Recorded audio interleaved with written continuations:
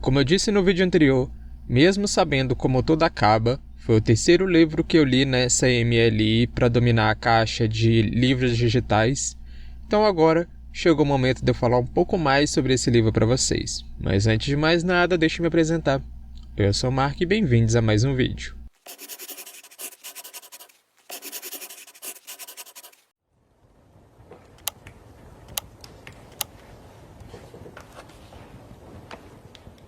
Mesmo sabendo como tudo acaba, foi lançado aqui no Brasil esse ano, de 2024, pela editora Suma.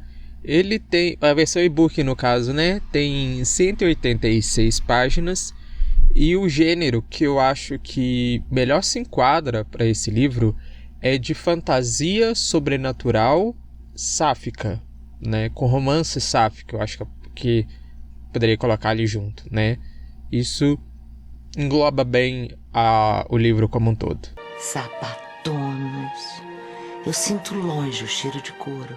E esse livro começa com uma investigação de um crime, onde a personagem principal, né, a protagonista, acho que assim pronuncia, a Herlin, né, uma feiticeira, tá ali usando seus encantamentos, né, como ela mesma própria diz, quase que é um trava-língua para mim. Porque a polícia local fez uma limpeza muito detalhada, não deixou vestígio nenhum.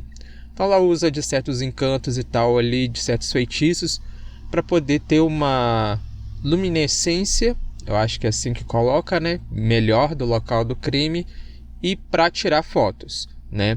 Lembrando que, como eu disse no vídeo anterior, pela sinopse do livro, ele se passa em Chicago, mais ou menos ali na década de 50, 60, mais ou menos, não me lembro ao certo, né? Mas é um livro de passado, né? Uma ambientação num passado, certo? E no meio dessa investigação ali, né? Na verdade, ela tá procurando ela tá investigando um serial killer, né? Que a polícia chama de uma informação aqui antes, né?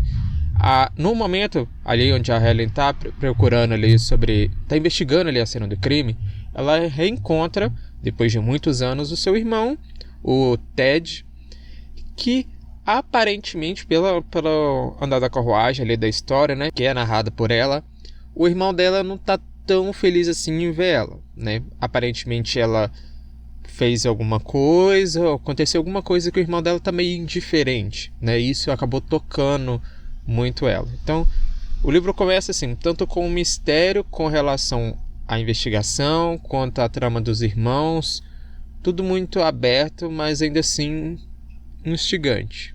Se coloca no lugar dela 5 segundos, você vai entender a verdadeira história da vida dela. E no decorrer do livro a gente vai entendendo por que a Helen tem essa coisa, né, esse probleminha com o irmão. A gente entende que ela fez um pacto com o demônio para poder trazer o irmão dela de volta à vida.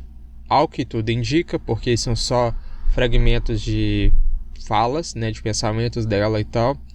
Houve um acidente de carro, ela estava no carro junto com os pais e o irmão, e ela já era uma usuária da magia. Não é bem detalhado, não é bem especificado, muito jogado por alto, que eu achei chato isso, né? Achei que ficou meio ruim essa parte, mas é dito que ela fez um pacto com um demônio, que esse demônio poderia trazer o irmão dela de volta à vida, mas que ela só teria 10 anos de vida depois disso. E por conta disso ela foi expulsa da ordem onde ela estudava magia e tal, né? O irmão dela não... Acho que por ele querer ficar mais perto do pessoal da magia, né? Por entender mais da magia e tal, e abominar esse pacto que a irmã fez, não teve tanto contato com ela depois de muito tempo, né? Quase 10 anos, porque pelo andar da carruagem na nossa história, ela tá 3 dias para poder completar o 10º ano, né? Dela morrer, dela perder a alma dela, né? Então, é meio explicado por um lado, mas deixa muitos buracos, infelizmente. Essa gente inventa cada coisa. E eu lembro que, assim, essa parte de não falar sobre o sistema de magia, sobre os ensinamentos, né, que eles tinham e tal, na hora da leitura, eu associei muito isso com aqueles tipo de queijo cheio de buraco, sabe? Que você sabe que tem conteúdo, que você sabe que poderia ter alguma coisa explorada ali pela autora, mas que não foi, então ficou chato, ficou monótono. E até um certo ponto do livro, o comecinho do livro, ficou interessante para mim. Eu falo por quê? Porque aí a gente começa a entender o que é esse caso que a Helen está investigando, né? A polícia ela está investigando no caso um caso sobrenatural, que a polícia chamou, polícia mundana, eu acho que eu vou colocar assim, né? De o caso do vampiro, como é que é? Vampiro da Cidade Branca, né? Então, ela tá ali investigando. Ela foi contratada por uma pessoa que sempre contratou ela há muitos anos, vive contratando ela para vários casos e tal. E essa pessoa, na verdade, né, propõe para ela, vou te dar tanto em dinheiro, uma quantia alta, né, se a gente for pensar pela época, e a sua alma de volta. Aí ela mesma fica bolada com isso, né? Bolada que eu falo assim, né? Pensativa, né? Que eu falo assim, poxa, se eu precisar só achar essa pessoa e eu vou conseguir a minha alma de volta, é um bom negócio, né? Então ela acaba aceitando isso e começa a investigar. Só que assim, pensa, por isso tudo que eu falei, tem um demônio, tem sistema de magia, tem, já adianto para vocês, né? Tem também a questão de anjos. Não me parece um tanto quanto familiar? É mais ou menos isso daí mesmo que você tá pensando. Porque assim, enquanto o livro tava ali na linha de investigação, pacto e assassino, a Helen, né, é colocada ali na ambientação pra gente que ela é uma mulher lésbica, né, porque ela tem uma namorada chamada Edith, e traz a ambientação de um clube escondido só para encontro de garotas é ótimo, né? Garotas e tal. Tava lindo, tava perfeito, tava me conectando legal. Só que quando começou a trazer respeito de anjos e começou a trazer umas referências muito fortes, para mim quase que literais, como uma série chamada Sobrenatural, quem assistiu sabe, eu falei assim, não deve ser isso não. Aí veio o primeiro plot.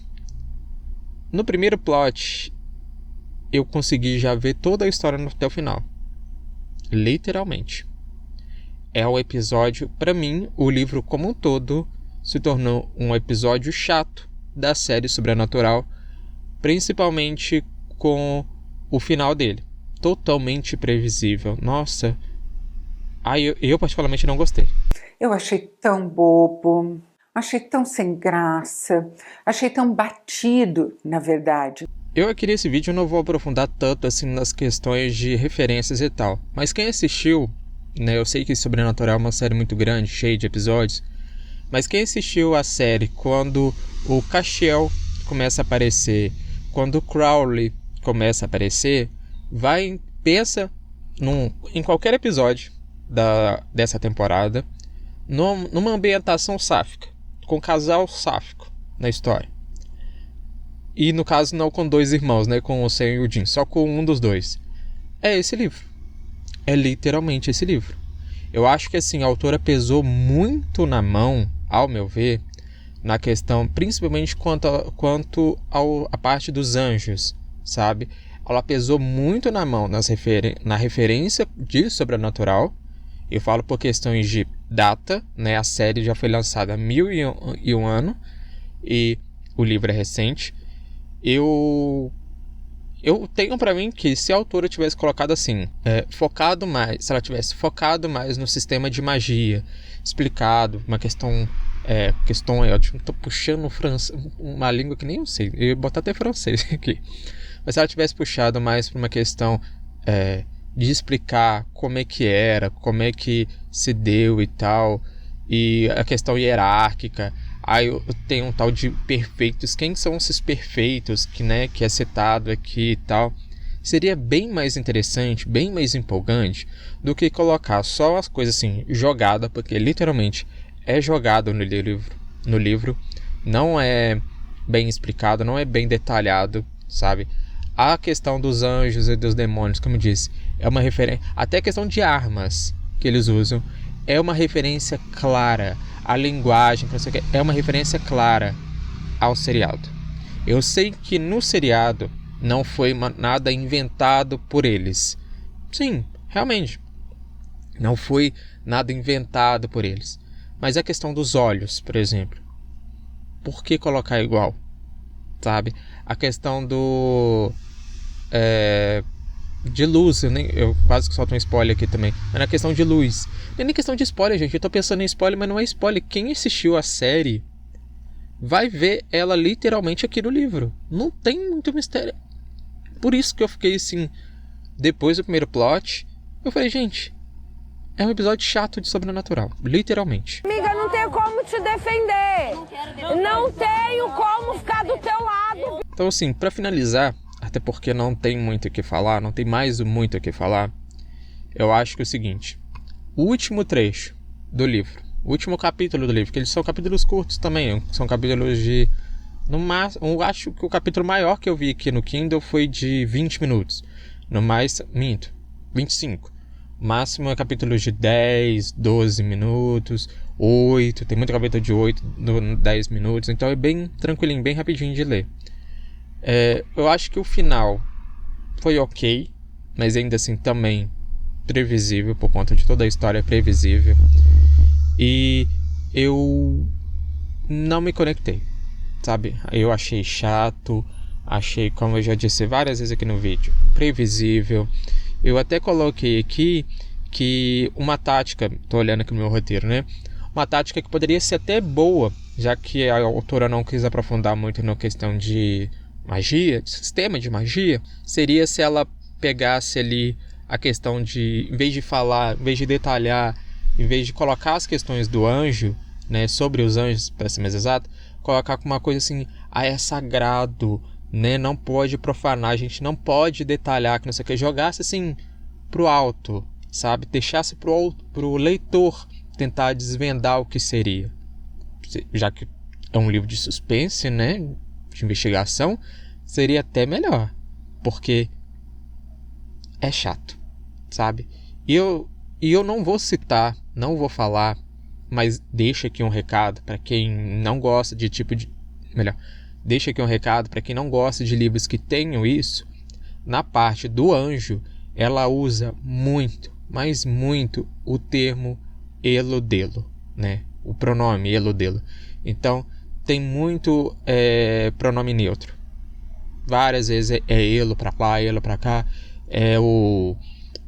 Em vez de ela fez ou ele fez, elo fez ou alguma coisa assim, né? Não sei nem como pronunciar direito. Para mim, particularmente, não vejo problema de ver isso em um livro, sabe? Eu, particularmente, não me abstenho. Não sou a favor nem contra, sabe? Para mim tá ok. Mas eu achei que pesou muito nessa questão. E eu acho que, se anjos não tem sexo e daí se usar o elo, por que com demônios também não? Já que demônios também são anjos caídos. Não fez sentido nenhum pra mim, sabe? Volto a repetir, não tem problema nenhum com pronome neutro, com leitura de personagens que se identifiquem com pronome neutro, mas, gente, colocar anjo como um ser assexuado e aí no livro você ter que colocar elo, delo, isso é tão passado, sabe? Isso é tão batido, mas ok. Para todos. Não dá pra... Depois, então, disso tudo que eu falei desse livro, mesmo sabendo como tudo acaba, eu finalizei o terceiro livro que eu li nessa maratona. Eu fechei com 2,5 estrelas, porque, como eu disse, no começo foi interessante, me prendeu e tal, até o primeiro plot. Daí pra frente foi só pra baixo, foi só ladeira. A vontade de rir é grande, mas a de chorar é maior. A quarta caixa que eu pretendo dominar não tem muito caminho a não ser pra baixo. Eu vou estar deixando Eu tô tentando lembrar para que lado que fica a imagem que eu coloco. Eu acho que tá aqui, né? Bem provavelmente tá aqui. Se o livro tá aqui, a caixa deve estar no canto de cá. Então vou deixando aqui para vocês um esquema das caixas para vocês verem que só tem um caminho para eu poder seguir, que é para baixo, que é sobre protagonismo feminino. Então, falei, tá de boa. Era para esse caminho mesmo que eu ia seguir, então vamos nós. Então, a quarta leitura que eu vou fazer nessa maratona para dominar, né, a caixa de protagonismo feminino vai ser A Última Contadora de Histórias. O livro, né, no caso, A Última Contadora de Histórias. E a sinopse aqui atrás é bem curtinha. Ela diz mais ou menos o seguinte: quando a Terra é devastada por um cometa, Petra Pena, acho que é isso mesmo, Pena, uma aspirante a contadora de histórias, embarca em uma jornada rumo a um novo planeta. Centenas de anos depois, ela desperta nesse novo mundo como a única a se recordar da Terra, pois um coletivo sinistro, não sei o que é esse coletivo não, vamos ver, porque está o coletivo com letra maiúscula, vamos lá. Pois um coletivo sinistro apagou as memórias de todos para redimir os erros dos humanos. Carregando consigo as narrativas do passado, Petra se torna a portadora da esperança para um futuro melhor. Então, eu vou estar lendo esse livro, mais um livro da Dark Side, né? Também pelo selo Dark Love, assim como Guerra Adorável Guerra. Então, no próximo vídeo eu trago a resenha sobre esse livro para vocês, tá certo? Então, eu vou ficando por aqui e eu vejo vocês na próxima. Tchau, tchau, gente. Tudo bem, não era pra ser. Vou ficar bem. Não era pra ser. Quando uma coisa não dá certo, a gente nunca entende na hora, sabe? Mas depois a vida vem e mostra que não era pra ser.